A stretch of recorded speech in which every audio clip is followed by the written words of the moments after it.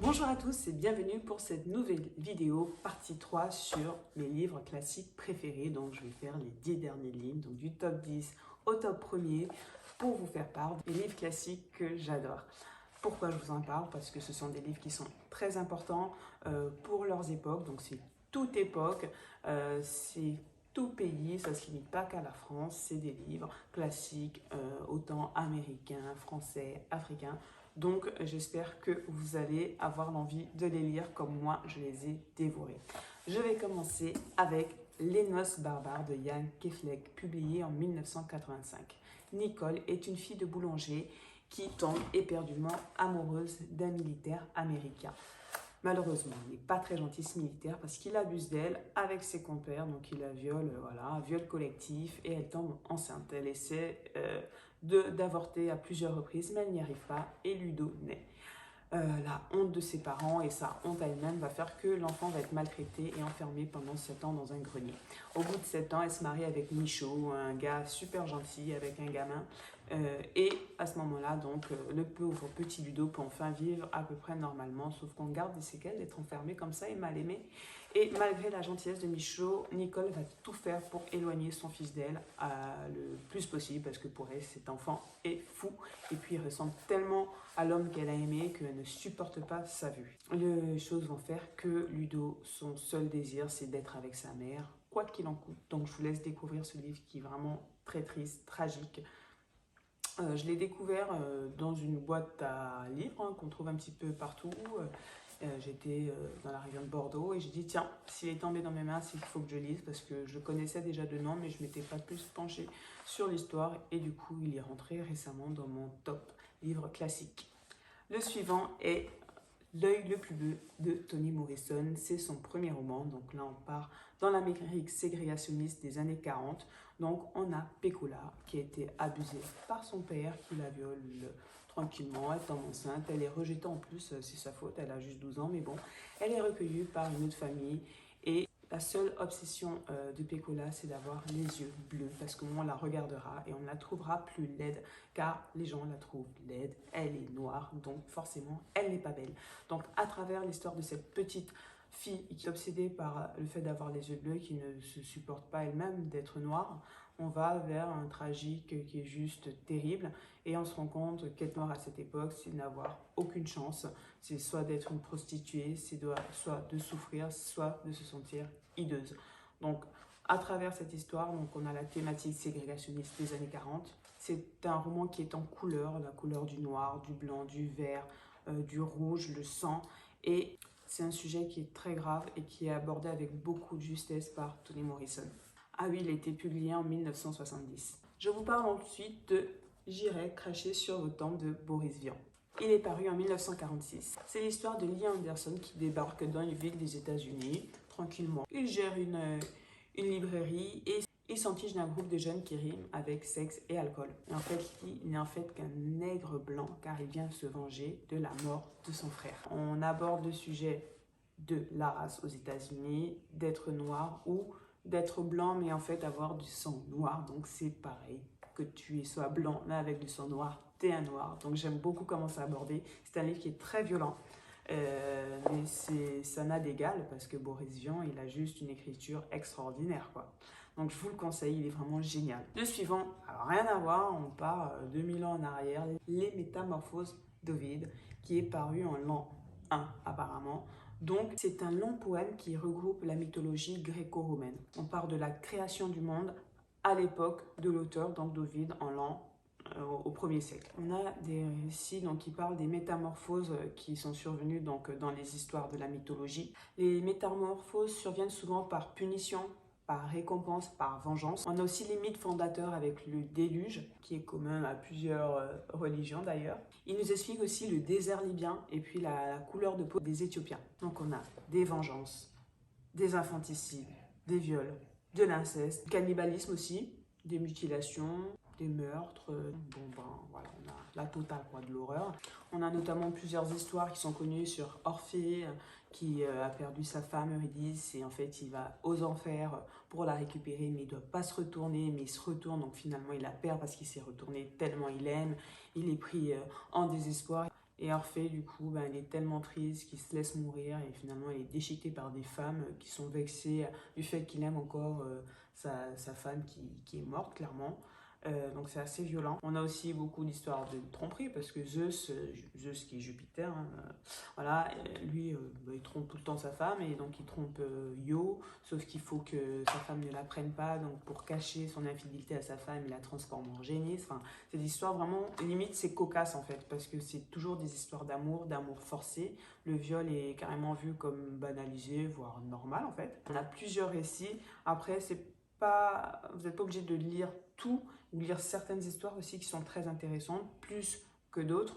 Moi j'ai beaucoup aimé, moi j'ai aimé l'intégralité du récit parce qu'il est juste magnifique et puis c'est un poème en fait, donc l'écriture elle est vraiment musicale limite je trouve.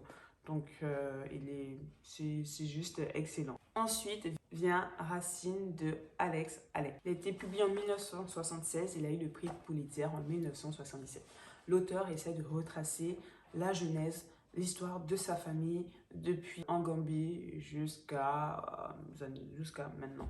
Donc c'est Kunta Kinte, un jeune musulman qui est allé couper du bois pour faire son tambour, qui s'est enlevé par des blancs, des colonisateurs et des, comment ils appellent les noirs là qui sont des traites là, les sartis, je sais plus. Bref, donc il a embarqué, il a rien demandé à personne, il avait tous ses projets de vie, voilà, il voulait aller chercher de l'or, faire plein de choses, ben non, il fera que dalle. Donc il est embarqué aux États-Unis où il arrive, il essaie de s'enfuir plusieurs fois de chez son maître, enfin je rigole, c'est pas drôle, hein. De chez son maître, donc à un moment donné on lui coupe le pied, comme ça au moins il ira plus nulle part. Il est résigné, donc il reste finalement chez un autre maître qui le traite un peu mieux. Il perd sa virginité à 39 ans, hein, parce qu'il se marie à 39 ans, donc il perd sa virginité à 39 ans, donc tellement le gars, je sais pas, truc de ouf. Et il a une petite fille qui s'appelle Kizzy, c'est un nom africain, il a bien choisi, c'est un prénom qui veut dire reste là ma fille, sauf que sa fille ne restera pas là, elle sera vendue après une connerie qu'elle a faite, violée, elle aura un enfant métis, scandale, drame à cette époque quand tu es noir d'avoir un enfant métis parce que c'est comme si tu étais en train de dire à tout le monde on t'a violé en fait, on t'a violé négresse, bref c'est un peu ça quoi. Donc hyper violent, elle se fait violer, elle a un petit garçon, et ainsi de suite comme ça. On suit en fait toute la descendance de Alex Haley qui commence avec Kunta Kinte qui a été arraché de ses racines, l'Afrique. Donc c'est un livre qui est hyper connu, il y a même le film qui a été fait, moi je le connais depuis petit parce que j'ai grandi au Gabon, donc ça passe tout le temps ce genre de film.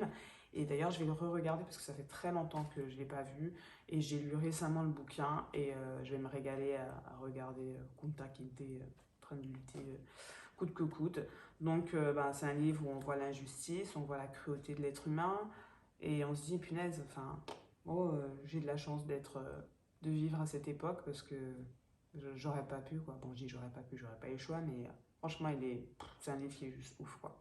Qu'on soit noir, pas noir, enfin ça montre à quel point l'homme est inhumain et à quel point enfin la résilience finalement permet la survie quoi. Je vais ensuite vous parler de Cahier d'un retour au pays natal d'Aimé Césaire. Donc c'est une œuvre poétique et pamphlétaire qui a été écrite en 1939. Alors il faut s'accrocher quand on lit parce qu'il y a beaucoup de métaphores et c'est aussi beaucoup d'ironie. Il ne faut pas prendre ce qu'il dit au premier degré justement. C'est une lecture qu'il faut faire vraiment poser avec aucun bruit autour, limite avec un crayon à papier à la main. Moi j'ai dû le lire comme ça parce que c'était le sujet de mon mémoire quand j'étais en master et que c'était un livre qui était très important pour moi de le connaître, de le décrypter parce qu'ils font un sacré décryptage. Moi, je le compare par rapport à la difficulté de lecture à Rimbaud, en fait, qu'il faut décrypter pour essayer de comprendre ce qu'il veut dire, quelles sont ses références, en fait. Parce que dans un texte comme celui d'Aimé Césaire, il y a un sous-texte, il y a plein de références derrière, donc il faut les connaître, il faut aller faire des recherches, sinon on comprend que dalle, en fait, concrètement. Grosso modo, c'est le retour de l'auteur à ses terres, donc à la Martinique, où il se rend compte des inégalités entre les Noirs et les Blancs, parce qu'encore il y avait une forte présence coloniale à cette époque-là aux Antilles, et c'est un point qui soulève. et il aborde pour la première fois le mot négritude. Donc c'était un néologisme à l'époque, c'est un mot qui n'existait pas, pour dénoncer le racisme et le colonialisme, et parler de l'égalité des races. Donc je fais ça race parce que pour moi race n'existe pas, mais bon, à cette époque-là on parle de race. Et il faut extraire, il faut que l'homme noir puisse se relever, se mettre debout face à l'homme blanc et ne plus être en dessous, ne plus être un moins que rien, ne plus être son inférieur, car un homme c'est un homme, peu importe sa couleur de peau. Donc je pourrais en parler pendant des heures, mais ça va être trop long. Mais voilà, c'est vraiment un texte qui regorge vraiment de beaucoup d'informations et qui parle aussi pour tous les opprimés, parce que quand il parle de négritude, c'est pas uniquement les noirs, c'est tous les peuples opprimés du monde. Ça peut être les Indiens d'Amérique et tous ces groupes de personnes qui ont subi justement des choses très injustes dans ce bas monde. Le livre suivant est Ne tirez pas sur l'oiseau moqueur de Harper Lee, donc un classique américain qui est paru, je crois, en 1960. C'est un roman fictif à tendance autobiographique. Donc la narratrice est scout adulte, donc elle parle de son enfance avec son frère Jem et son papa avec qui elle vivait. Donc c'est Atticus qui vit avec ses deux enfants. Les deux enfants ont une nounou qui est noire et que les enfants prennent vraiment comme leur maman parce qu'elle s'occupe vraiment bien d'eux et ils adorent cette nounou-là. Donc c'est dans l'Amérique ségrégationniste dans les années 40 où on a les deux petits qui gambadent un peu partout, qui s'inventent des histoires avec le voisin qui sort jamais de chez lui, avec des cadeaux qu'il trouve en bas d'un arbre, avec toute la violence de cette époque. Et puis le papa se retrouve à défendre un noir qui est accusé de viol. Donc le procès est suivi même par les enfants et qui savent très bien que le noir n'est absolument pas coupable, limite c'est le père de la gamine violée qui... Enfin voilà, bref, je ne vais pas trop vous en dire. Et le père, donc voilà, coûte que coûte, il défend ce noir-là, il en est même agressé après, et on voit toute l'absurdité de la nature humaine dans ce livre. Donc je vous laisse le découvrir, c'est un livre qui est magnifique, vous ne le regretterez pas. C'est une réflexion sur la condition humaine et l'enfance, c'est un livre qui est juste magnifique. Je passe à toute autre chose, c'est la lamentable tragédie de Titus Andronicus. Je ne savais pas comment vous en parler parce que pour moi, il est juste exceptionnel ce livre. Pour moi, c'est la meilleure tragédie de Shakespeare pour moi. Après, je suis peut-être pas objective. Il a été énormément critiqué ce livre, que ce soit par les contemporains, parce que c'est l'horreur, plus l'horreur, plus l'horreur. Voilà, il a été énormément critiqué. On a même douté que ce soit lui l'écrivain, parce qu'il y a tout un débat sur William Shakespeare qui disait que c'était pas lui l'écrivain, c'était un noble qui écrivait, mais justement il pouvait pas se permettre d'écrire ce genre de choses et il fallait un nom de plume, et puis il a pris un pecno. Donc apparemment Shakespeare, enfin voilà, c'est toute une hypothèse, mais je ne vais pas parler de ça aujourd'hui. Je vais vous parler de Titus Andronicus. Alors, comment vous en parler? C'est une tragédie qui est sanglante avec des personnages fictifs. Donc on vous parle de Titus qui est en guerre avec la reine des Goths. Donc Titus, il a je ne sais pas combien de gosses, mais il en a 21 qui meurent à la guerre. Dans un accès de rage, il tue le 22e. Et puis, il récupère sa fille à Lavinia, donc qui a été violée et mutilée, genre on lui a coupé les membres. Ensuite, on accuse ses deux fils de quelque chose qu'ils n'ont pas fait. Et on lui dit, écoute, si tu veux comprendre tes fils, tu te coupes un membre, tu nous l'envoies et l'entre en tes fils. Donc il se coupe le membre et on lui renvoie en fait son membre coupé, plus la tête de ses fils. Et puis là, il est tellement dépassé, le mec, qu'il a plus de larmes pour pleurer en fait. Donc, qu'est-ce qu'il lui reste à faire? C'est des rires. Mais c'est un rire qui est vraiment horrible parce qu'il ne peut plus pleurer. Il n'y a plus de larmes qui sortent, quoi. Donc le livre, il est juste extraordinairement violent. Bon, vous avez remarqué, j'aime bien les trucs un peu... voilà, quoi, c'est limite au crash du feu après, quoi. J'aime beaucoup. Donc moi, j'ai trouvé ça juste extraordinaire, quoi. Moi, j'ai adoré... J'ai adoré comment la violence est traitée. Hein. L'écriture n'est absolument pas gore, mais c'est ce qui se passe qui est très grave en fait avec des vers. Shakespeare nous écrit avec une beauté d'écriture ces choses-là, sans pression quoi. Et moi, c'est ce que j'aime avec les auteurs de ces siècles-là, c'est ils ont un vocabulaire tellement élevé et en disant des choses tellement terribles. Aujourd'hui, on le dirait avec beaucoup de vulgarité.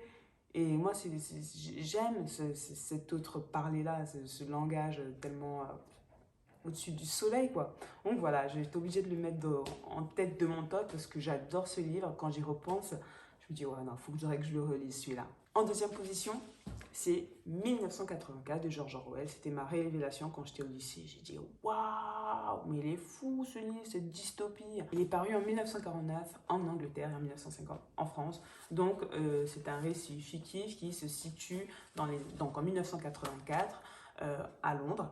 Donc, il y a eu une guerre nucléaire et on est 30 ans après cette guerre nucléaire dans un régime totalitaire partout dans le monde. Et on a Winston qui doit veiller à effacer le passé, l'histoire de ce nouveau monde. Sauf que lui, il dit, mais merde, pourquoi on doit effacer tout ça?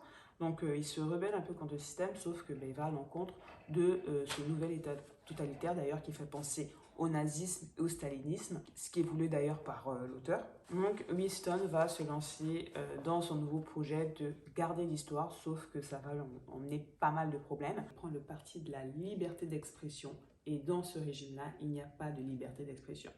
On comprend en fait, avec son usage de néologismes, notamment le novlangue, qui est une nouvelle langue qui est mise en place par ce régime-là, qui réduit en fait le vocabulaire en sorte que les gens, le peuple ne puisse plus penser. Car si on réduit le vocabulaire, on réduit la pensée. S'il n'y a pas assez de mots pour pouvoir exprimer des idées, on ne peut plus penser. Donc, il faut réduire aux besoins primaires. Manger, dormir, travailler. On a aussi Big Brother qui est là, qui surveille, qui est oppressant tout au long du roman. Donc, c'est un livre qui est glaçant et assez réaliste parce que sait-on jamais demain ce qui peut nous arriver. On voit les manipulations politiques à un point extrême, certes, qui n'est pas du tout le miroir de ce qu'on peut vivre dans nos sociétés occidentales en tout cas, mais c'est quelque chose qui peut se produire, peut-être pas de cette même manière. Et ça me fait aussi penser à un autre livre, rien à voir dans mon top, mais c'est La Servante écarlate, dont je parlerai plus tard, qui livre en fait des contre-utopies qui sont assez effrayantes si jamais ça se réalise.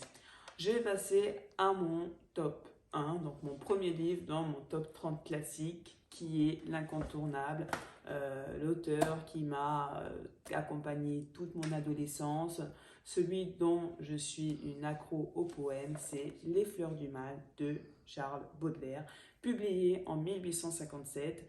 Il a eu un procès à cause de ce recueil car il est subversif, il est choquant et il est scandaleux. Il aborde le mal, Satan, il parle de sexe à une époque où c'est très tabou.